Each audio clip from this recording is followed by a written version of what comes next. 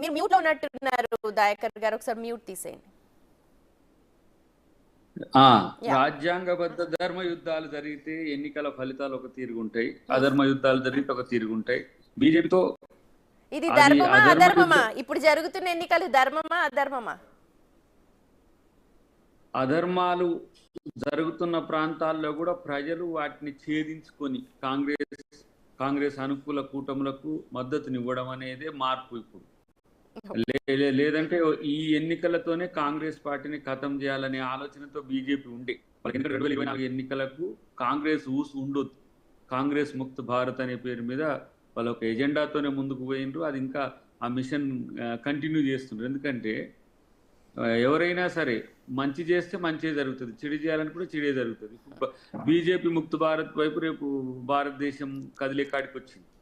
పరిపాలన లేకుండా, సామర్థ్యాలు లేకుండా, కేవలం మతాలతోనో కులాలతోనో ప్రాంతాలతోనో జీవితాన్ని వెలుగుతాలంటే ఇది రాజకీయం కదా. ప్రజలకు కావాల్సింది మతం ఎంతవరకు ఉండాలో అంతవరకే ఉండాలి, కులం ఎంతవరకు ఉండాలో అంతవరకే ఉండాలి, ప్రాంతం ఎంతవరకు ఉండాలో అంతవరకే ఉండాలి. కానీ ఎప్పుడు ఇవే లక్ష్యంగా చేసుకునే రాజకీయాలు బీజేపీ వల్ల దేశానికి మొనాటని వచ్చింది. అభివృద్ధి సంక్షేమం మీద చర్చ ఉండదు, బతుకు మీద చర్చ ఉండదు. ప్రజలంటే బతుకే, ప్రజల్ని బతుకు లేకుండా చేసే పార్టీ వల్లనే ఇలా వాళ్ళకు బతుకు లేకుండా అయిపోతున్న పరిస్థితి వస్తుంది భవిష్యత్తులో. హర్యానా కూడా మీరు చూడండి, నేను అనుకుంటున్నట్టయితే ఇంకా మరీ డిలే దేనికి కారణం అనేది చూసుకోవాల్సిన అవసరం ఉంది. కానీ ఒకటి పాఠమా గుణపాఠమా, లేదంటే దాని నుంచి మనం ఏ విధంగా రెక్టిఫై కావాలనే విషయంలో హర్యానాలో కాంగ్రెస్ పార్టీ పెర్ఫార్మెన్స్ అనేది 100 times బెటర్గా ఉన్నది అక్కడ. ఎందుకంటే నేను ఎన్నికల్ని కూడా కొంత అబ్జర్వ్ చేసిన, కొన్ని ప్రాంతాల్లో నేను వెళ్ళి ఉన్నా కూడా హర్యానా ప్రాంతంలో. అంటే ఏంటి, అంతకంటే బెటర్ పెర్ఫార్మెన్స్ ఇవ్వడానికి లేకపోయినా జరుగుతున్న పరిణామాలు ఏంటో ఒకసారి చేసుకోవచ్చు. రేపటి రోజున ఇప్పుడు మహారాష్ట్ర కానీ ఉత్తరప్రదేశ్ కానీ మీరు చూస్తారు, అక్కడ పెద్ద దెబ్బ దాక్కుంటుండడానికి అదే చిన్న ఒక ప్రయత్నం చేసినట్టుగా కనపడ్డప్పటికి కూడా రేపటి రోజు కాంగ్రెస్ పార్టీది, కాంగ్రెస్ అలయన్స్ది, లేదంటే ఇండియా కూటమిది రేపు 2029కి కాంగ్రెస్ దేశంలో ఎట్లా ప్రభుత్వాన్ని ఏర్పాటు చేయాలనే దిశగా మా ఎత్తుగడలు ఉంటాయి. వాళ్ళు ఎన్ని అధర్మ యుద్ధాలు చేసినా, అక్రమాలకు పాల్పడ్డా, లేకపోతే విష ప్రచారాలు చేసినా, లేకపోతే వాట్సాప్లతోని ఇట్లా అంత ట్రోల్ చేసినా కూడా ప్రజలు ఇంకా వాళ్ళని నమ్మే అవకాశం ఉందనైతే నేను అనుకోను. డెఫినెట్గా రాజ్యాంగానిదే విజయం అవుతుంది. రేపు చూడండి, మీరు రిజర్వేషన్లు మేము వ్యతిరేకిస్తున్నామని ప్రచారం పెట్టిండ్రు, వాళ్ళు రిజర్వేషన్లు వ్యతిరేకించుకుంటా. కాబట్టి అంతిమ విజయం భవిష్యత్తులో కాంగ్రెస్ పార్టీదే. ఓకే, అయితే ఇప్పుడు ఇక్కడ 7 పాయింట్ ఫార్ములా ఎంతవరకు సక్సెస్ అయింది అనుకోవాలి? మిగిలిన మన ఏపీ తెలంగాణలో సక్సెస్ అయింది, కర్ణాటకలో సక్సెస్ అయింది, కానీ అక్కడ సక్సెస్ అయిన రేట్ తక్కువ ఉంది అనుకోవాలా, లేకపోతే అసలు సక్సెస్ కనిపించలేదు అనుకోవాలి? ఎందుకంటే అక్కడ హర్యానాలో ఆల్మోస్ట్ ఆల్ గెలుపు అంచున కాంగ్రెస్ పార్టీ ఉండే, ఇప్పటికి కూడా ఆ అంచనా ఉంది. ఎందుకంటే అక్కడ ముఖ్య నాయకత్వం అంతా పదే పదే ఆ విషయం చెప్తున్న పరిస్థితి. కానీ ఇక్కడ ఇప్పుడు మీరు చూడండి, సౌత్లో ఇక్కడ 6 గ్యారంటీలైనా, కర్ణాటకలో పంచసూత్ర అయినా కూడా అవన్నీ నెరవేర్చినప్పటికి కూడా ఎంపీ ఎలక్షన్స్లో నష్టం జరిగిందని భావనతోనే చాలా మంది ఉన్నారు.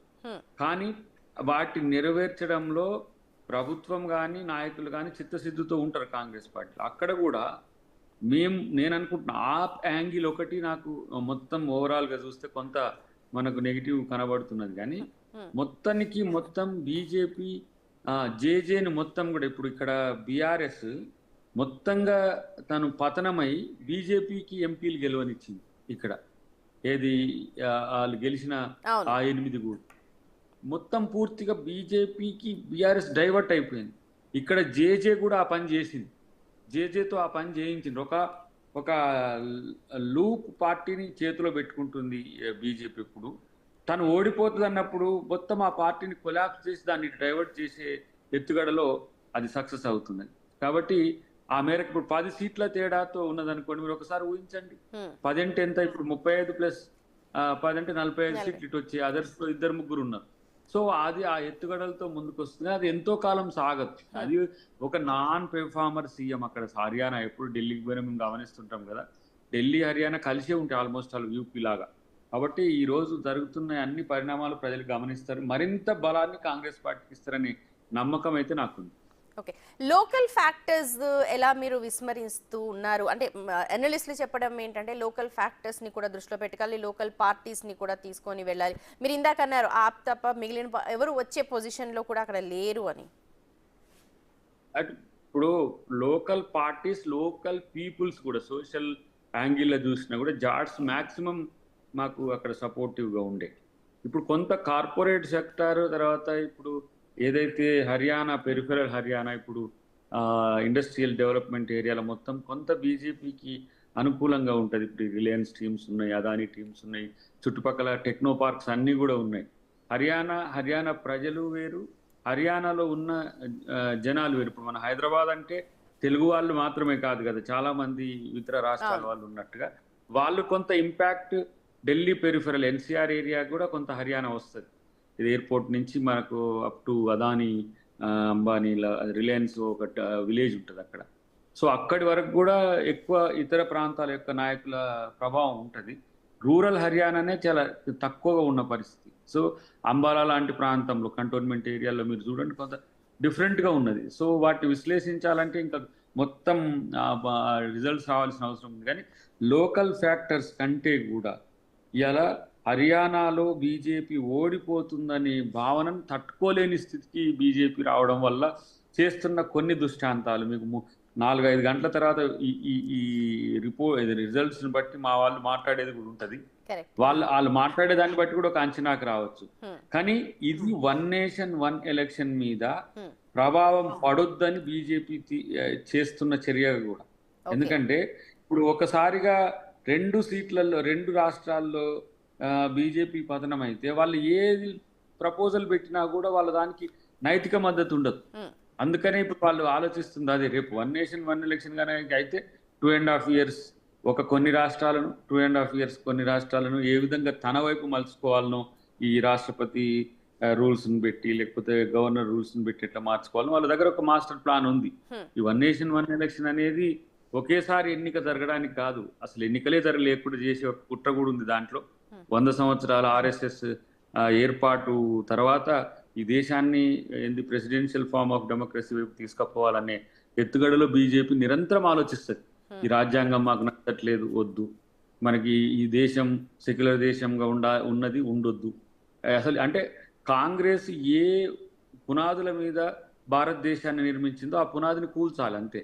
ఎందుకంటే వాళ్ళు నిర్మించింది కాదు కదా, వాళ్ళు మధ్యన వచ్చిండ్రు, అధికారం కోసం మతాన్ని రెచ్చగొట్టిండ్రు, మతాల మధ్యన వైరాల్యం చేస్తుండ్రు. ఇప్పుడు జమ్మూ కాశ్మీర్ చూడండి, పాక్ ఆక్యుపైడ్ కాశ్మీర్ మీద వాళ్ళకు ఒక విధానం లేదు, చైనా ఆక్యుపైడ్ కాశ్మీర్ మీద ఒక విధానం లేదు. ఈయన 64 ఇంచులో 34 ఇంచులో ఛాత్ అంటాడు, 4 కిలోమీటర్ల లోపలికి. కానీ వాళ్ళు కూడా అదే ఆరోపిస్తున్నారు దయాకర్ గారు, 50 ఏళ్లు పాలించిన కాంగ్రెస్ ఏం చేసింది, ఎక్కడ జమ్మూ కాశ్మీర్ లో ఏం డెవలప్మెంట్ చూపించారు అని చెప్పి వాళ్ళు కూడా అదే క్వశ్చన్ చేస్తున్నారు. జమ్మూ కాశ్మీర్ రేపు స్టేట్ ఇస్తాం, ఇప్పుడు స్టేట్ వచ్చిన తర్వాత వాళ్ళు ఇవ్వకపోతే పార్లమెంట్ లో కొట్లాడతాం. అసలు జమ్మూ కాశ్మీర్ రాష్ట్రాలుగా ప్రకటించి లేహ్ను కేంద్రపాలిత ప్రాంతంగా ప్రకటించడం వెనుకనే కుట్ర ఉంది. ఎందుకు? చైనాకు కోపం రావద్దు నాకు, మనకి మోడీకి. చైనాకు కోపం వస్తే పుసుక్కున నా మీద దాడి చేస్తే నా పదవి పోతుంది. కాబట్టే లేహ్నేమో కేంద్రపాలిత ప్రాంతం, జమ్మూను ఒక రాష్ట్రం, కాశ్మీర్ను ఒక రాష్ట్రం, ఇట్లా చేసిన పరిస్థితి ఉన్నది. కాబట్టి వాళ్ళు ఏది చేసినా వాళ్ళ రాజకీయ ప్రయోజనం ఉంటుంది తప్పితే రాష్ట్ర ప్రయోజనము దేశ ప్రయోజనం ఉంటుందని నేను అనుకోను. ఇలా మేము మన హర్యానా, పంజాబ్ విడిపోయినాయి, ఫాస్టెస్ట్ గోయింగ్ స్టేట్స్ గా ఉన్నాయి 2 స్టేట్లు కూడా. ఇప్పుడు మనకు తెలంగాణ, ఆంధ్రప్రదేశ్ విడిపోయిన తర్వాత ఎంత వేగంగా అభివృద్ధి చెందుతో మీరు చూడండి. ఆంధ్ర కొంత వెనుకబాటు ఇప్పుడు అనిపించవచ్చు, ఇంకొక 5-6 సంవత్సరాలు ఉండొచ్చు కాక. తర్వాత తను పుంజుకున్న తర్వాత పురోగమించే తీరు ఎవరు కూడా ఊహించరు. మీరు ఆంధ్రప్రదేశ్ను చాలా మంది ఏమనుకుంటున్నారంటే ఏందో ఆంధ్రప్రదేశ్ తెలంగాణతో విడిపోయి నష్టపోయిందనే భావన ఉంది. పరిపాలన సామర్థ్యాలు పెంచుకుంటే ఆంధ్ర ఒక గొప్ప రాష్ట్రంగా వెలుగొందే అవకాశాలు ఉన్నాయి. అక్కడ పాలకుల కార్యాచరణ ఎట్లా ఉందనే విషయం పక్కన పెడితే, ఇక్కడ హర్యానా విషయం వచ్చినప్పుడు హర్యానాలో మేము గతంలో చేసిన అభివృద్ధి, ఢిల్లీ డెవలప్మెంట్ అథారిటీతో పాటు హర్యానా కొరకు చేసిన ప్రణాళికలు కూడా ఆ రోజున కాంగ్రెస్ పార్టీ కలిసి వచ్చిన దాన్ని మట్టు పెట్టి ఒక కుట్ర మరి ఖర్జుతో కలిసి చేసి డెఫినెట్గా రేపు ప్రజలు తెలుసుకుంటారు, హర్యానా ప్రజలు కూడా తెలుసుకుంటారు. జాతీయ స్థాయిలో ఈరోజు కాంగ్రెస్ పుంజుకోవడాన్ని కేవలం తన యొక్క రాజకీయ మనుగడకు దెబ్బ తగులుతుందనే ఉద్దేశంతోనే అందరినీ కూడా బెదిరించి మరి లోకల్ పార్టీలకు సంబంధించి, అంటే బెదిరించి అంటే ఏంది, నువ్వు కాంగ్రెస్తో ఉంటే నీ పని కథమని. ఇప్పుడు కేజ్రీవాల్ని ఏం చేసిండ్రు, కేజ్రీవాల్ని కంప్లీట్గా తీసుకుపోయి జైల్లో పెట్టిండ్రు. సరే ఇక్కడ రాజకీయాలతో కూడా ముడిపడి ఉన్నది, మన కవిత గారి అరెస్ట్ ఇవన్నీ కూడా ముడిపడి ఉన్నాయి. కానీ నువ్వు కాంగ్రెస్తో ఉండకపోతే నీకు బతుకుంటది, కాంగ్రెస్తో కలిసి ఉంటే నీ పరిస్థితికి ఇంతే అని చెప్పి బెదిరించే కుట్ర కూడా జరగలేదని ఎందుకు అనుకోవాలి మనం. కాబట్టి ఇవన్నిటిని కూడా బేరీజ్ వేసుకొని ఎప్పటికప్పుడు ఎవరు మాతో కలిసి వస్తే వాళ్ళ సహకారం తీసుకుంటూ అవసరమైతే మాకంటే ఎక్కువగా వాళ్లకు లబ్ధి చేకూరుస్తూ మేం బలపడడానికి, రేపు దేశంలో బీజేపీ మార్క్ రాజకీయాలు దేశానికి ఉపయోగం కాదు. కాబట్టి మేము భారత రాజ్యాంగ రాజకీయాలను నిలపాల్సిన అవసరం కాంగ్రెస్ పార్టీ మీదనే ఉన్నది. కాబట్టి ఆ ప్రయత్నం చేస్తాం. వాళ్ళకి అది ఏమీ లేదు, అధికారం కావాలి, మొత్తం కాషాయీకరణ, ఇట్లా కుల్మాలి, ఆ పై నుంచి కింది వరకు ఎవరు ఉండని వాళ్ళు బీజేపీతో కలిసి ఉండాలి. అదే వాళ్ళ ఎత్తుగడ ఉంది. కాబట్టి వాటిని ఏ విధంగా తిప్పికొట్టాలనేది కాంగ్రెస్ పార్టీ.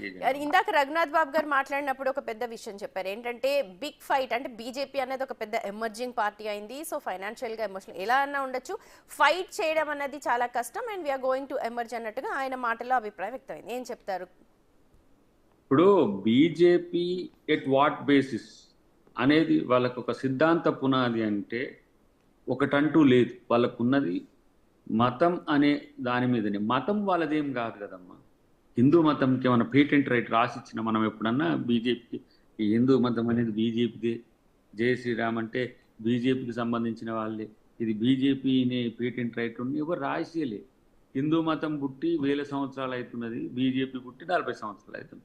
40 సంవత్సరాలైనా నాది మతం అని చెప్పుకుని తిరిగే పరిస్థితి ఎందుకు వచ్చిందంటే వాళ్ళకి ఇంకో ఎజెండా లేదు. ఇలా కాంగ్రెస్ పార్టీ విధానం రాజ్యాంగం. స్వాతంత్రం కోసం పోరాడింది కాంగ్రెస్ పార్టీ, స్వాతంత్రం కోసం బలైంది కాంగ్రెస్ పార్టీ, స్వాతంత్రం కోసం ఎంతో మంది త్యాగాలు చేసినవి కాంగ్రెస్ పార్టీ నాయకులు, గాంధీ గారి నుంచి ఇప్పటి వరకు కూడా. వాళ్ళు దేశం కోసం ఒక్కరు కూడా వాళ్ళ ప్రాణాలు ఇచ్చిన వాళ్ళు లేరు. లేకపోతే ఈ దేశ స్వాతంత్రం కోసం వాళ్ళ పార్టీనో వాళ్ళ మూలమో ఏదో పోరాడింది లేదు. వాళ్ళు జాతీయవాదం అంటారు. ఏం జాతీయవాదం అని అంటే వాళ్ళు అందరిదైన జై శ్రీరామును వాడుకుంటారు. అందరి వాడు కదా శ్రీరాముడో లేకపోతే కృష్ణుడో హిందూ మతము. కానీ ఇవాళ దాన్ని ఒక సెంటిమెంట్గా రగల్చుకొని రేపు దానివల్ల నష్టం జరుగుతుంది, మేము ఇట్లా అనడం వల్ల మాకు నష్టం అయింది అనుకుంటే జై బైబిల్ అంటారు. ఎక్కడ మొన్న అరుణాచల్ ప్రదేశ్లో, నాగాలాండ్లో ఎలక్షన్స్ జరిగేటప్పుడు బైబిల్ పంచింది బీజేపీ. సో వాళ్లకు విధానం ఏం లేదు, ఓట్లు ఎన్నికలు గెలుపు, అక్కడ అధికారం వచ్చిన దగ్గర ఇతర పార్టీలు మొత్తం కూడా అణిచివేయడం.